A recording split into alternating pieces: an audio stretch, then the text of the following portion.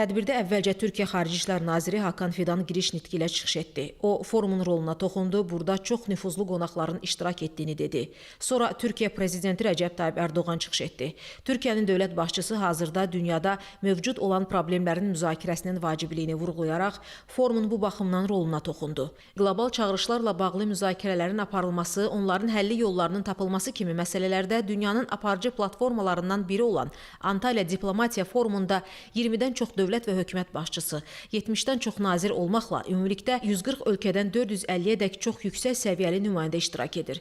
Forum çərçivəsində müxtəlif formatlarda keçiriləcək 50-dən artıq tədbirdə Yaxın Şərqdən Asiya və Sakit Okean hövzəsi, Afrikadan Latin Amerikasına qədər geniş coğrafiyada qlobal çağırış və təhdidlərlə yanaşı iqlim dəyişikliyi, ərzaq təhlükəsizliyi, rəqəmsallaşma, süni intellekt kimi dünya gündəmində mühüm yer tutan məsələlər ətrafında müzakirələr aparılacaq.